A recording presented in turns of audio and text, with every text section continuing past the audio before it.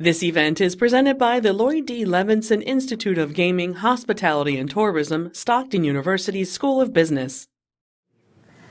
Good morning, everyone.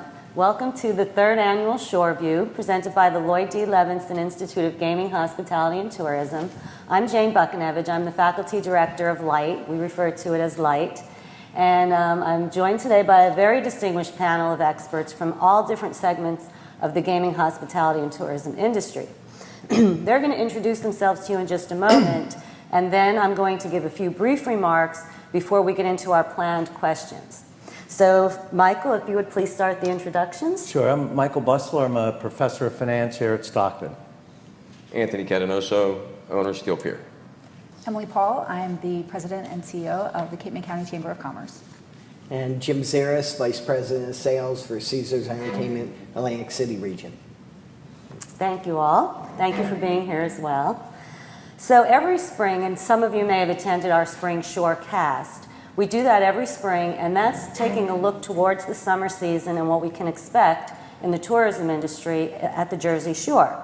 Shoreview is an opportunity to reflect back on the summer and see how the results actually panned out. So I wanted to start by making a few comments about what we predicted back in the spring of this year. So in May, as we look towards summer 2022, we are seeing positive tourism trends in New Jersey. Spending and visitation were both increasing over prior year, but still had not recovered to pre-pandemic levels.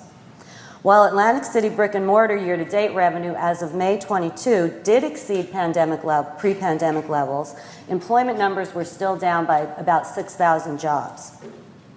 Our Shorecast panelists had a positive outlook overall for the summer.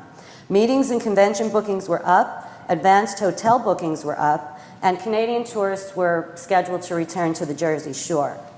Consumer behavior was finally starting to return to the fact where people were comfortable out in large gatherings again. The panelists did have some lingering concerns about pent-up demand not being there that we had in 2021, and also the stimulus money that we had in 2021. So the panelists were concerned about comparing 22 to 21 because of those two positive things we had the prior year. Also, rising gas prices and inflation were expected to have some impact on visitation and spending. So with that in mind, let's hear from the panelists on what actually happened. So I'm going to ask the most basic question first. How did summer 22 measure up to pre-season predictions, and did it meet, exceed, or disappoint expectations? And I'd like to start with Jim on that one. Okay, we saw the volumes were definitely there. We were absolutely packed. What we did see, however, was a tightening of the wallet. You know, the inflation was real, the gas prices were real. People were filling up their cars for $100 and before they even came down. So the spend was not as much as we had anticipated, but like I said, the volumes were still there. It was a good summer in that respect. Yeah. And then if we could just go down the line, Sure. Emily. So in Cape May County, similar. I mean, we were unsure, especially with that pent-up demand not being there, but it was great. So far with the data we've seen through the end of June, we've exceeded expectations. We were at 96% recovered by the end of 2021.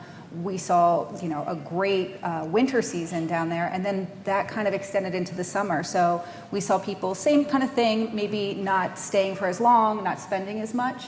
But so far, the occupancy tax, numbers show that we had more people coming down this summer, and the traffic reports for July and August show that that's probably going to extend through the end of the summer. And then we're, of course, looking to a great fall season. So at Steel Pier, at the end of 21, we sort of predicted and braced for a 25 to 30% drop in 22. And we saw that as probably a result of not as much government money or assistance for people, and the fact that more things indoor were opening up or fully opened up, whereas we're an outside attraction, and we thought that we had a little bit of a leg up during the pandemic because people wanted to be outdoors. However, so we were down about 22%. So unfortunately, our predictions were pretty close. So we were down. We saw the volume. We didn't see the spend.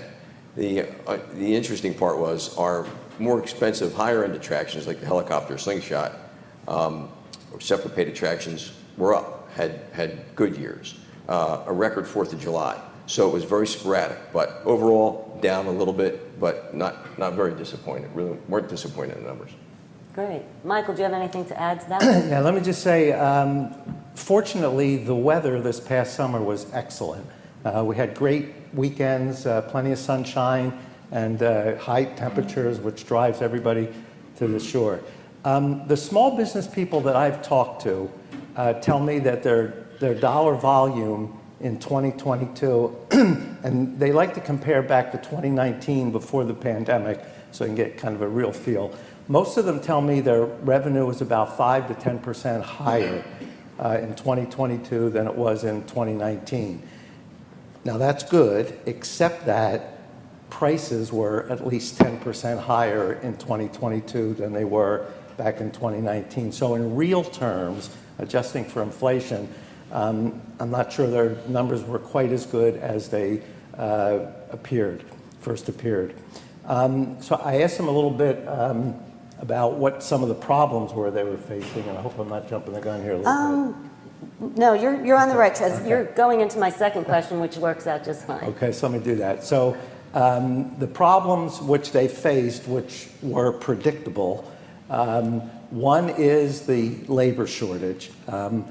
The labor force participation rate, that is the percent of adults who are either working or actively seeking a job, the labor force participation rate nationwide, and it's here too, is down significantly. So there are fewer people entering the labor force. In order to get workers, what the businesses had to do was raise wages significantly. Now you say, well, that's good for the workers, and it certainly is. However, it drives up labor costs. So the businesses were telling me because of inflation, they were fighting, trying to keep their prices reasonable while their costs went up. So the two issues that they had trouble with were getting labor and fighting the inflation problem. Okay, well that's actually a really good backdrop for us to now go on to the panelists and see what their actual experiences were. And we didn't really cover this completely in the first question, but if you could comment first before we get into labor, et cetera. Did you exceed the pre-pandemic levels? Did you meet or exceed the pre-pandemic levels, or were you still falling a little short? If the panelists, the operators can answer. From the casino side, we met it. From the meetings and convention side, so I go out and attract groups, my team, for the 3 properties, and that was an exceptional year. NAACP was here. It took over the whole city and had a really positive impact. There was another one called BMM that was at the convention center that all 3 of our properties participated in their housing needs, and that was record attendance. So from our convention side, it definitely exceeded. Great, thank you. And Emily, you said... Sure, yeah, I mean, numbers aren't completely in yet, but it's looking like we are going to exceed those numbers and those expectations. You know, people prioritize things, especially when money is tight, and luckily that trip to Cape May is still high on the priorities list. Yeah, thank you. In our situation, we're exceeding pre-pandemic 2019. However, we had to do a price increase because the cost of goods sold has gone up, and everybody is experiencing it. Parts are hard to get, and shipping is expensive. So anything, 95% of our rides are from Europe. So when we need parts or things need to be shipped over, those costs have quadrupled. And in most cases where it would take you 3 weeks to get a part, now you're looking at 21 weeks to get a part. So all those things have factored into our expense. So our prices are up, so that contributed to exceeding pre-pandemic. So we may be even, or it might be a little bit of false economy there. Yeah, and Michael made a great point about inflation. Could be one of the reasons that we're... Yeah, I think so. Again, the business people I talked to told me that their costs were rising more than they could pass along to consumers. Some even started charging a fee for using a credit card, 3 or 4%, looking for ways to try to get their revenue to cover their cost increases. The consumers seem to not be too resistant to saying, well, I'm using a credit card, if I have to pay 3 or 4% more, I will. So that helped them a little bit. Many people told me that they too had trouble getting materials. The restaurants told me they had to take some items off the menu because they simply couldn't get the food that they needed to make that. So the inflation problem, I think, was a serious one. Unfortunately, I think it's going to get a little worse going forward, too. Well, we did talk a lot about inflation already, which was my next question, but how about gas prices? Did that have any impact in anyone's opinion? I'll go first, absolutely. So we're a drive-to market. We're not like the other short towns where people are coming for vacations a week, 2 weeks at a time, or have summer homes there. So in Atlantic City, we're a drive-to market, so the gas definitely affected us. So we know it was affecting the spend. The volumes were there, but people were spending it on gas instead of spending on other things. Especially early on. But then on the flip side, just, you wonder how many people would have gotten on a flight and instead came local. But I don't think that was enough to offset the increased gas prices of people, coming down. And we have most of our people drive to Cape May as well. We pull mostly from New York, Pennsylvania, those areas where people can, we always say like a tank of gas to come down and visit us. But, we, again, while people maybe weren't spending as much, maybe weren't going out to restaurants as much, they were still coming down. Okay. So, just off topic a little bit, but did the Canadian visitors return? we did see a lot of Canadian visitors return this year, so that was quite positive. I know that, our county's tourism board really has put a lot of effort into speaking with that community, and we were happy that they're able to come back this summer, and we certainly saw many of them return. All right, great, thank you. Oh, sure. Yeah, Tony Marino puts out a report on South Jersey traffic and stuff. According to his report, the July and August, the number of cars going through the toll plaza at Pleasantville was down. So that leads you to believe that some of these higher gas prices may have had somewhat of an impact on travel, especially with day trippers, I think. Yeah, that was a very interesting finding that he had. And in the first 6 months of the year, the traffic was up on those expressway tolls. So it was interesting how it did go down in the summer. Because in June, remember, the prices really peaked in June when they got to the $5, and I think that hurt a little bit in July and August. Yeah, great point. Thank you. Okay, staffing levels. There's actually two issues I was going to ask about. Were staffing levels a concern, but also staffing levels and then the cost of labor. So if anyone would like to comment on that, Emily. Say, earlier in the summer we had two big wins with that. J1 workers were back this summer, which is great. And then of course there was legislation passed for the Teen Worker Bill, which really helps a lot of the businesses down in Cape May County, where we do have a lot of people who hire the J1 workers. And then of course, younger workers being able to work more hours certainly helped, with that, with the labor shortage. But with that, there's other challenges in terms of, housing is definitely an issue, where we had a lot of calls to the chamber at the beginning of the summer from people who were bringing in J1 workers who didn't have places for them to stay. So, that is going to be a challenge going into future summers where we just don't have the housing stock. Now, some of the bigger companies were able to to deal with that, to provide housing, for those workers who were coming in the summer. But smaller businesses, that's certainly more of a challenge. Yes, Atlantic City, Stockton had a program with Atlantic City, and Anthony, maybe you can speak to that, because you utilized that program, right, where the students lived in the Atlantic City Stockton campus and worked at Steel Pier. Yeah, it worked out well. We wish we had more of them. Our staffing levels, and of course in 20 and 21 were abysmal because we could not get any J1 workers. We run about 400, our employees run about 400 full-time seasonal. So of that, we depended every year on about 150 J1s to fill the slots once we went full-time. We hire all local, but of course once we go full-time in 2 shifts, there's not enough local talent to fill it. So we depend on J1s. So in 20 and 21, we were really hurting. So we affected hours, affected shifts. This year we got about 70% of that back, which was excellent. However, housing is a big issue. Before we didn't have to worry about it. Now we do. There's a big shortage in Atlantic City. So we had to get into the business of finding housing for them, which was very difficult. But we did. We got them housed.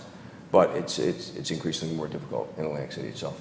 But they're back, and it made a big difference, and we're glad they are. So hopefully we'll get back to full steam. Of course, the Ukrainian problem cut out, or we maybe have 1 or 2 J1s from Ukraine this year, as opposed to 30 or 40. So everything has an effect. Thank you. Interesting. Jim, how about the Yeah, casino? we relied on J1s as supplementary employment as well. At Tropicana alone, we had 145. And while that certainly helps, that was only scratching the surface. I mean, I heard there was a shortage of about 600 housekeepers in the entire city collectively. And that prevents you from selling out 100% every night. So you might do it Friday, Saturday, Sunday, but have to give a catch up. And you're doing a lot of overtime at that point too. So, it's very tough on the workforce, very tough on, rising costs of labor. And let's not forget, in the end of June, we averted a strike with Local 54. So the collective bargaining agreement is kicked in, and, with increases in pay. So, the cost of doing business has grown a little bit more because of that, and also regular costs of food. I know, personally, we've had to increase our banquet.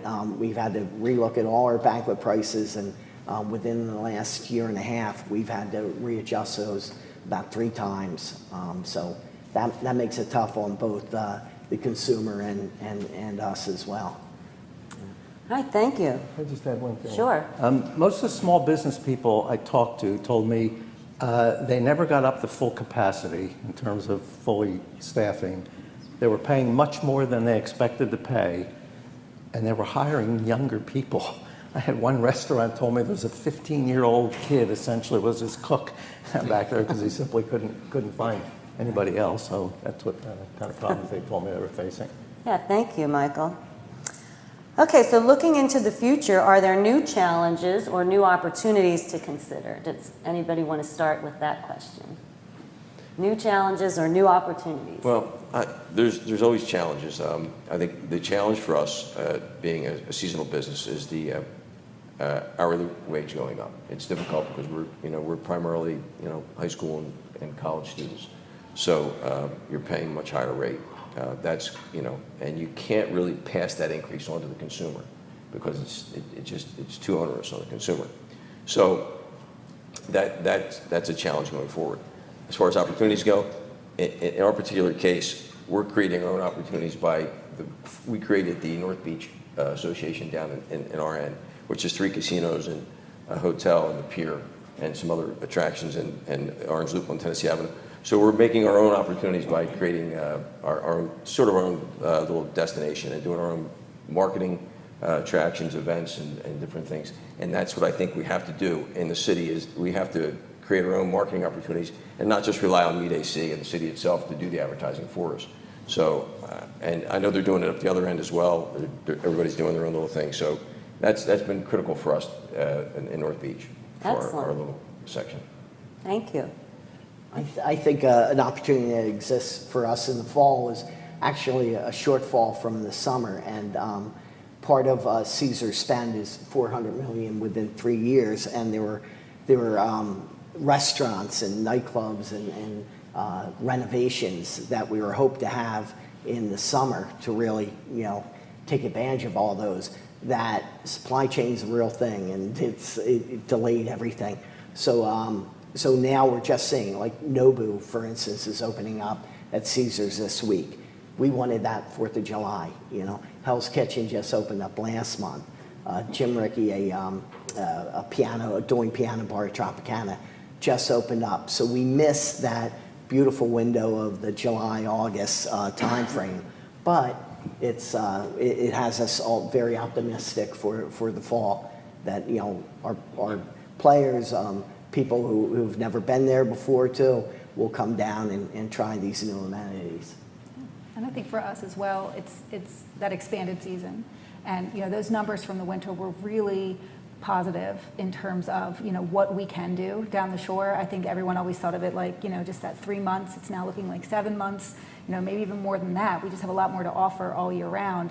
I know from, you know, a couple of the small business owners I've spoken to down in Cape May County, just with some of the events that we've had so far this fall, have, you know, made record amounts of money at some of these events. Like we had our Savor September in Stone Harbor. That was amazing for a lot of these businesses. So if we can kind of continue that growth and continue that perception of Cape May County as more than just a summertime destination, a year-round destination, I think that's going to be great. That's really an opportunity for us to grow.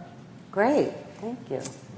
So when the increase in the minimum wage was first passed a few years ago, however many years ago, it went up $1 an hour. I think it's 14 now, it goes up to 15 an hour next year. I was very concerned that was going to put some smaller businesses out of business. It turns out because of the labor shortage, the market wage is even higher than $15 an hour. So the minimum wage is really not having that much of an impact. Not sure if that's good or bad, but it's not having much more of an impact. I'm a little nervous about the shoulder season this year, the fall. Typically, the shoulder seasons have been expanding and they've been doing very well, and that extension has really helped the resorts to maintain and increase profitability. The thing is, consumers are getting squeezed now. Inflation is 8-9%, and unfortunately, it's going to get a little worse going into the fall. Energy prices up, food prices up. People are spending more on necessities that gives them less discretionary income to do things like go to the shore. So I'm a little nervous about this coming shoulder season and going into next year. I know for the past really decade, every year the shoulder seasons have seemed to be improving and helping things. This year I'm just a little nervous about that.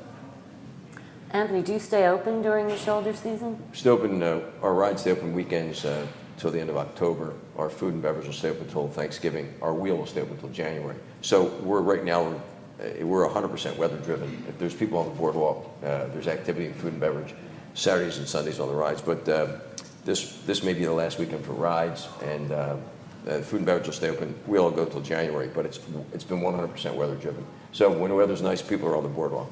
So Okay, last good. year was a much stronger shoulder season. But Jim, do you have anything to add? Because I know we kind of went into my last question, which was about the shoulder season, and many of you already commented, but It really goes in waves, and a lot of that has to do with big citywide. So we've got New Jersey Education Association. Next week is New Jersey School Boards, New Jersey League of Municipalities. Last year it was a little slower on all three of those coming back, but advanced reservations on all three of those at all of our properties are really good.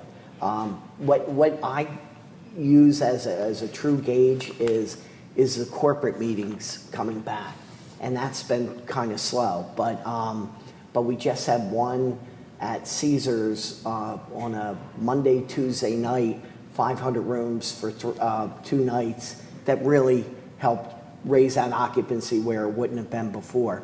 So Harrah's, we've got a lot of meeting space, 100,000 square feet, so we can do multiple groups. And that is helping the Sunday through Thursday. When I don't have a big group in at one of the properties, you kind of feel it. You know, it is slower. So you know, we're also event driven. You know, entertainment is a big piece of the puzzle, and you know, when that's offered, or a special event like we're doing a dinner with Eli Manning, for instance, and you know, we have close to 900 people. We're maxed out, and we've got a waiting list. So that wouldn't normally be that busy without that event in that place. great, thank you. Do any of the panelists have any more comments before we open it up to questions of the audience? I just have one. I personally am a big fish fan, right? So them being in town 3 nights, I was in my glory, home field advantage, right? And the country western, but Friday, Saturday, in July and August, we're maxed. Everybody is. If those beach concerts could be midweek, this city would thrive. And I don't know who talks to who on that, but maybe it's Fish coming in and say we have to have these dates. I don't know, but it would make such a difference because you're going to have a great Friday, Saturday in July anyhow. But if we could Interesting. support that midweek, somehow. I agree. Yeah, great point. Thank you. It kind of looks at, with dollars being a little tougher in the fall and in these shoulder seasons and probably going into next year, you have to look for a kind of a special reason to bring people down here, something extra that they can't get anywhere else, like the Fish concert that brings a lot of people down. So I tell small businesses, if there's something extra you can offer, because they're all telling me, look, I'm getting squeezed, my costs are going up, I can't raise my prices anymore. So to try to get people to come down, you have to find something that they can't get anywhere else. And if you can find that unique thing that differentiates your product or service from others, I think you'll be a little better at bringing people in. Great, thank you. Okay, so we're going to open it up to a few questions, and we have the audience live, and on our virtual attendees, they're going to be submitting their questions to the Q&A tab on Zoom, and Sarah will be fielding the questions. Sarah, should we start with one from the audience first? Okay, Noelle is going to bring the microphone. There's a question right there, Noelle. Hi, my name is Maya Megan. I'm the Vice President of Business Development for the Competitive Advantage Companies. We're a full-service insurance brokerage firm specializing in health benefits, property and casualty, life and annuities, and many of our clients are developers here in the Atlantic City area. Our president, Christian Peters, a former New York Giant, so when you said Eli Manning, it immediately, I thought of all the NFL players here in your area. We brought in September the USA Pickleball tournament to the convention center. Jim Ludwig and his team were phenomenal. They loved it. I think, to your point, that experience will only grow to help small businesses. A lot of our developers are having the supply chain issues and not able to open their housing. What I would love to hear from the panel is the 2023 horizon. Like, what experiences, what things do you guys see will be happening in 2023 that I can share with our clients? Yeah, pickleball is the hottest thing. They love it. I mean, it was just phenomenal. And a lot of the former NFL alumni here in the state of New Jersey.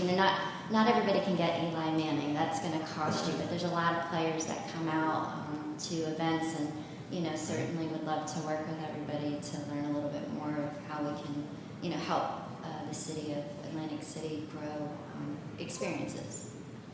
Yeah. So, anybody have comments on any From unique our, events? from our end, we're planning some new rides and attractions. We have a new coaster. It's engineered.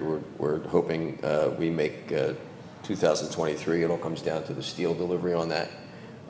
So new coaster.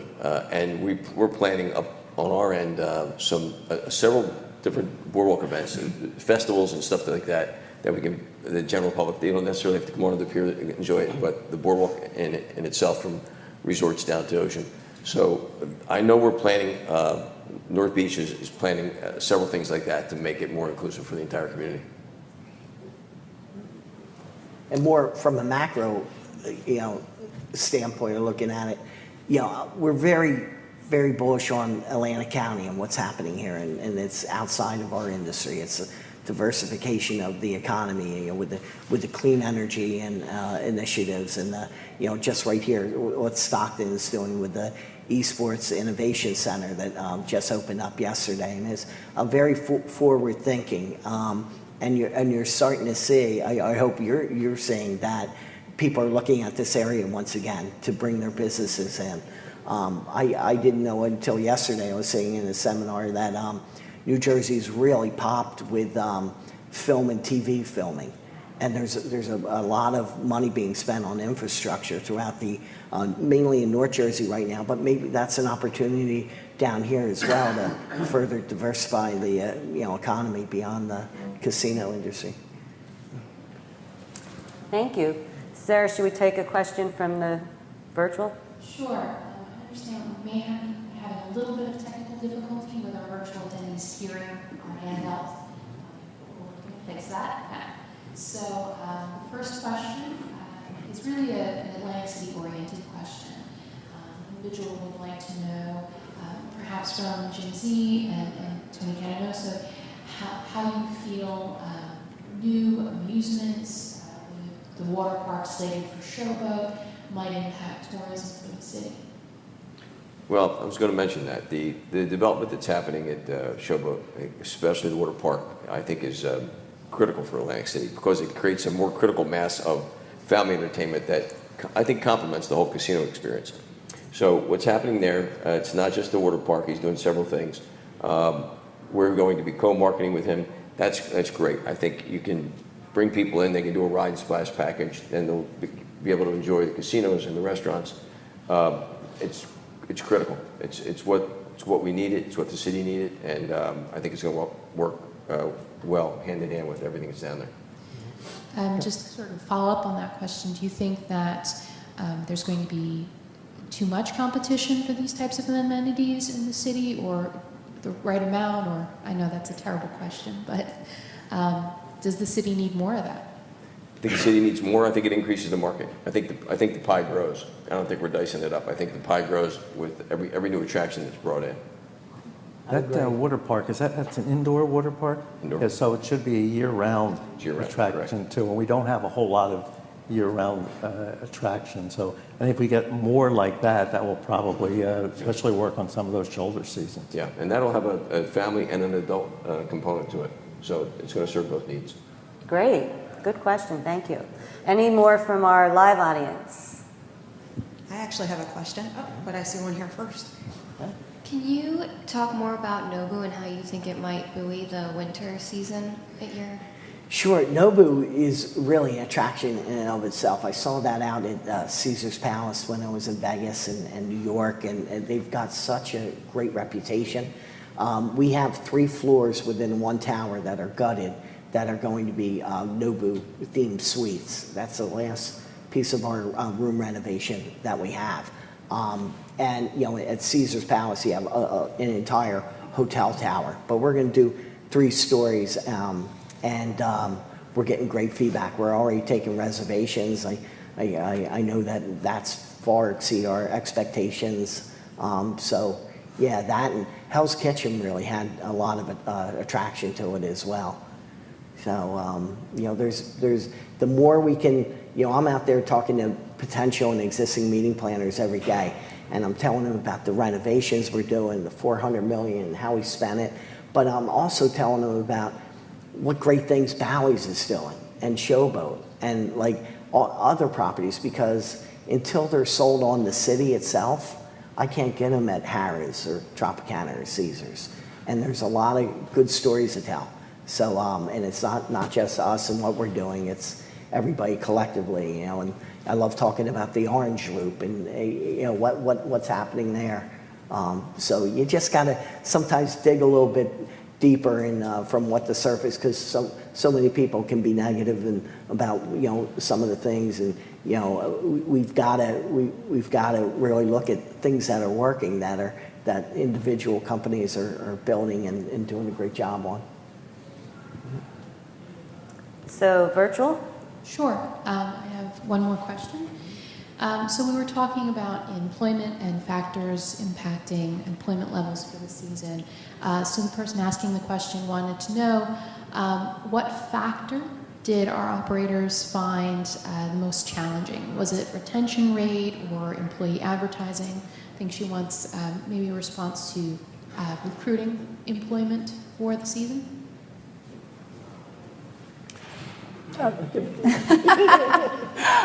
I mean, the recruiting side is definitely difficult. There's a lot more competition out there for recruitment. We talk a lot about the younger people and recruiting them for jobs, and I know that you talked about the market wage exceeding what the minimum wage is, and where we are, there's definitely fewer young people. The demographics are kind of against us. And there's more competition. You can do a summer internship online, and a lot of students, that are college bound are thinking of those things. So do you want to do an online internship where you can make more money than you can working, at the mom and pop store down the street? Sometimes that answer is yes. So I think recruitment is certainly a challenge, and then retention as well. If there is a lot of opportunity out there for those jobs, people do tend to take one and then say, oh, I found a better opportunity over here, and jump around a little bit. So, I've definitely heard from a lot of people in all kinds of industries, where they're spending a lot of time and effort recruiting people, training people, only to have them, ghost them and just not show up. That seems to be happening a lot across industries, and I'm sure these guys have certainly experienced that. Same They with have us. choices. Yeah, a lot of choices. Yeah. So we get J1 students, and they want all the hours they can get when they get here. A lot of them go look for second jobs if they have time for them. And a lot of times the second job is paying more, and the second job becomes their first job. So they get poached. So you deal with some of that. And even if you have a contract with them, you're not going to get a foreign student and say, you have to work for us, you can only work for us. We're not going to do that. But if they're going to go get $2 an hour more somewhere else, you're going to lose them. So it happens, especially with us, because we've got the casinos right there. So, and housekeeping jobs are, at a premium because they need help. So when, right after the pandemic, when we all experienced the Great Resignation, have you guys recovered from that yet? I know the casinos haven't 100%. We have not, no. And because they have choices, you're getting people saying, well, I'll come, but I don't work weekends. Well, we're jamming on weekends. That's when we need you. So okay. we'll lose some to that as well. Thank you. All right, so any more questions from our live audience? I actually have one question. I think it ties directly into what you were all just chatting about, which is as we think about from a yielding and revenue perspective, as we prepare to go forward with potentially a staffing shortage, are we likely to see, whether it's from bed and breakfast, small hotels, casinos, some change in overall strategy like room minimums?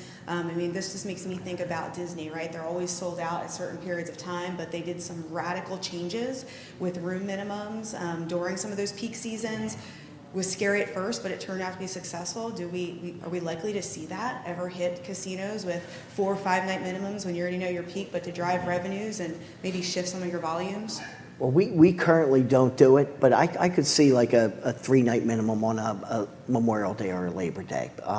One thing we have to be careful with is shared wallet, because you have the same wallet for maybe 1 day or 2 days or 3 days. So we could shoot ourselves in the foot by not reoccupying the room, with a fresh new customer who wants to come in. But there's so much analytics to the casino end from the player development side. And when we hit that 50-50 split with 50% of the rooms being cash and 50% being comp, we're really looking at that one segment of cash in that instance. Yeah. Sarah, do we have time for it? Oh, I'm sorry. Go ahead, Michael. I said one thing that I think this labor problem is going to continue into next year. Even if the economy slows down and if it goes into recession even, I still think the labor issue is going to be a problem going forward. What some businesses have done is they've replaced labor with capital. So what does that mean? So I used to go into the fast food restaurant and I'd talk to somebody and give them my order and I'd hand them my credit card to pay. Now I go in and there's this big touchscreen in front of me. I order everything online. It's got a little thing in the bottom where you put the money in. I even noticed in the back, I think they have a machine back there flipping hamburgers. So what they've done is, because labor is expensive and difficult, they've replaced the labor with capital. I don't know how that applies here, but things like that will help if you can do that. We do that from a front desk kiosk standpoint, where you self-check-in and it gives you the key and it takes your license and credit card, simply because we couldn't keep the staffing level at the front desk. So we had to turn to technology.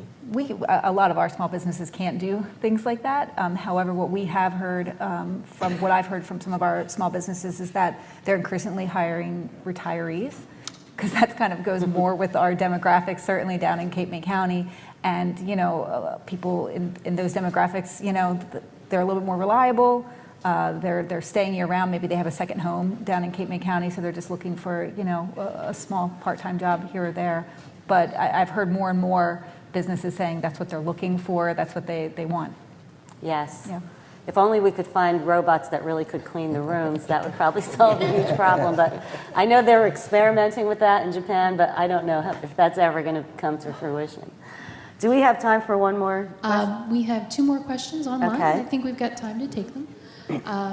So the first question is regarding marketing and advertising. So the individual was wondering if there were particular elements that panelists would consider emphasizing in advertising and marketing campaigns for 2023.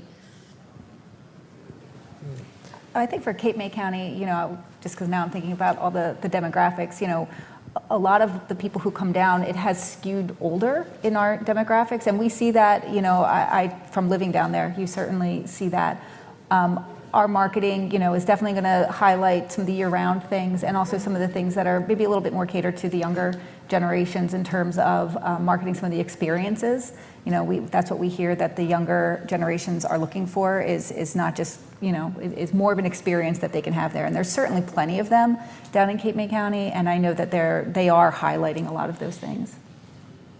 From a regional standpoint, I mean, years ago we used to have the Atlantic City Alliance, and they did a great job with, you know, visitation and advertising and PR campaigns. And now you have Meet AC, who's focused simply on the meetings and convention ends, and then you have all the individual companies like ourselves who, you know, are advertising and PR for. But it tends to be event driven. A new opening of a restaurant, a entertainment that is scheduled. So I don't know. I think we're missing that regional, you know, I applaud you what you guys are doing down at the North Beach end with pulling that together and doing your marketing. But I think even for more just outside of Atlantic City, Atlantic County, Cape May County, we could, you know, I don't know where those funds come from, but yeah, I think that's a missing piece that we had years ago. Yeah. You know, one thing in the marketing is if you can offer that unique, something you can't get anywhere else. You remember resorts had that chicken that was smarter than everybody else? That's Tropicana. I thought that was ridiculous, but it drew people down here. That chicken's not smarter than me, so people would come down here. So some kind of a unique feature that, even if it's a little silly, but just a unique feature to draw people here, I think would help. Yes, Jim and I were there for the chicken challenge. Somebody got kicked out of their office for the chicken. Yes, the chickens had a very nice office. So just one last question. I think this one is mostly directed to Professor Bussler. Has having an increase in Stockton University students in Atlantic City caused any change to the market, or do you predict that it will? So I think they're asking the presence of Stockton students, especially over the summer, have they impacted the city? Well, on the one side, I hope it does. On the other side, I don't want my students going out doing that. I'd rather have them studying. So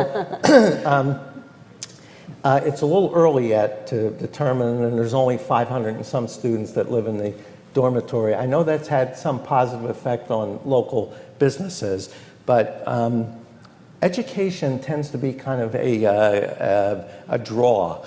In planning, we always talk about meds and eds. So if you get medical facilities and educational facilities in a city, it tends to spark a lot of development. And you can really take a look at most major cities. Philadelphia, for instance, you take a look at what the education, the universities have done, and the medical facilities. It really helps neighborhoods. So having Stockton here in Atlantic City, I think is a big help to both Atlantic City and to Stockton. And as the students come here and spend money, I think that's going to continue to help Atlantic City. So I think that's all the questions we're going to have time for today. I think this gentleman here had a question. Did you have a question?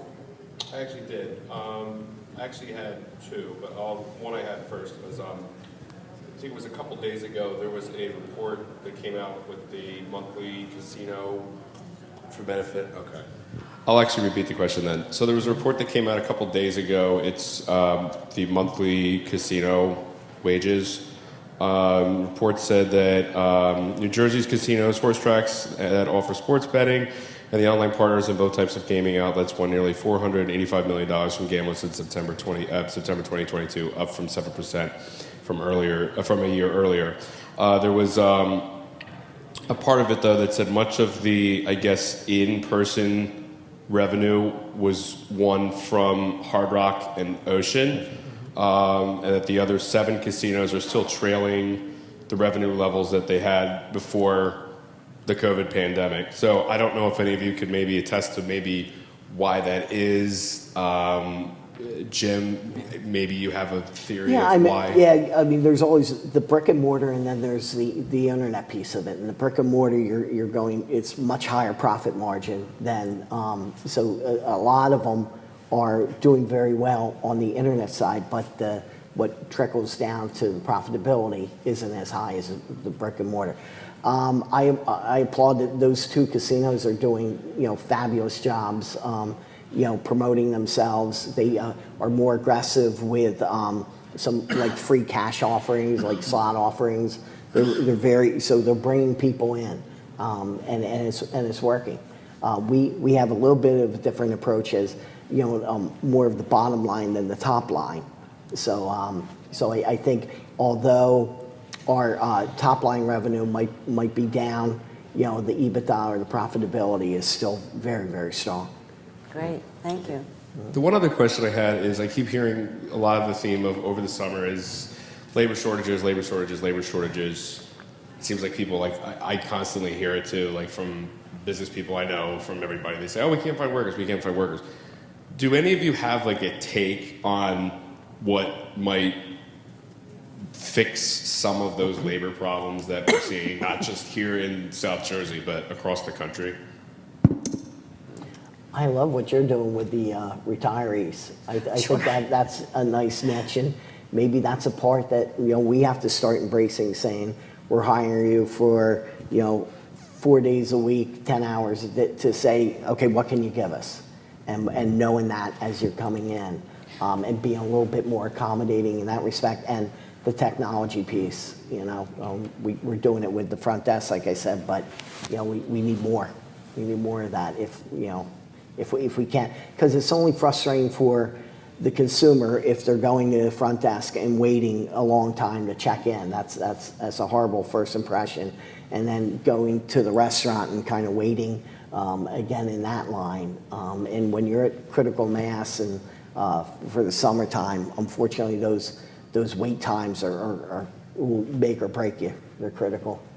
And I think for us, really looking at keeping talent in the county, we certainly have people who leave, go elsewhere to work. And I think really working with the schools, which we do at the Chamber, to highlight a lot of the opportunities that are, in nearby, whether or not in Cape May County, in Atlantic County, Cumberland County, there's certainly opportunities for people, but I think they're often not, they don't see those ladders to success. So it's like, oh, well, this is just a summer job, but how can you connect that summer job for that student to say, well, it's not just a summer job, you're getting these skills or that skills that could lead to, lead to future employment. Well, I'll bring this up, and it may not be a very popular thing to bring up, but we make strides in hiring, and people come, they're good, increases. However, the pot thing is a problem. So, we drug test, and you have a certain percentage of people that are going to fail the drug test, and you're not going to be able to work for us, and that's only going to get worse. So that's going to hurt the recruiting problem and process, and that's something that's got to be addressed. So I think the whole pot issue is a problem, and can be a problem for people like us. I'm not going to have somebody under the influence operating machinery, rides. So. That's going to hurt us. That's going to hurt us down the road. And I've been saying it for years, and I said it right up to the end until this thing was passed. But that's something that's going to hurt our labor pool. So. Yeah, there's a lot of things I think that are done with good intentions that sometimes don't quite have the results that we're looking for. Part of the reason the labor force participation rate is so low is people are essentially getting paid not to work.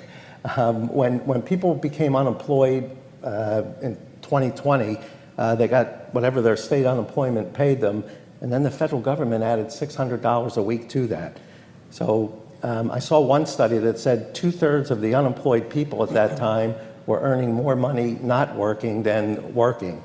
And then when that ran out, the 600, they added another 300 to it. They extended the unemployment benefits, and in an effort to help these people, they had a moratorium on eviction from apartments. So I talked to some people who told me, this was 6 months ago, but they told me that, look, I'm not going back to work. These were younger people that were working, and they told me, look, I'm not going back to work until I have to. I mean, essentially, the federal government gave me all this stimulus money, and again, with good intentions, but they gave me all this stimulus money. I got all this extra money from unemployment. I haven't paid my rent in 2 years, and I have some school loans, but I don't have to pay those either. So they told me they like the idea of not having to do anything and getting all this money. So until that money runs out, I think they're going to stay unemployed. You're starting to see now with the eviction moratorium ended and with some of the stimulus money they got running out. So I think the labor force participation rate will start to go up a little bit. But what really hurt is these people didn't have to work. And because they didn't have to work, they didn't work. And that helped to create the labor shortage.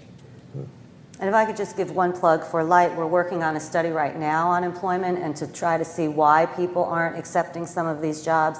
And we're going to host a roundtable in February. So look for our roundtable coming up in February on that. Okay, so I think we're out of time. So thank you everyone for attending, both in person and virtually, and thank you especially to our panel. And if I could say the one takeaway, it seems, is that the pandemic, it seems like we've weathered the storm of the pandemic, but a whole bunch of new challenges have emerged that the operators have been dealing with in very creative ways and continue to deal with going forward. But still, even though there's inflation in gas prices, visitors are still coming to the Jersey Shore. They still think it's a good entertainment option. They may spend a little less when they get here, but they're still, looking at it as a good option. So let's have a round of applause for our panelists, please. Thank you. And if anybody has any other questions we didn't answer, please feel free to email us at light@stockton.edu. And have a wonderful day, everyone. This event is presented by the Lloyd D. Levinson Institute of Gaming, Hospitality and Tourism, Stockton University's School of Business.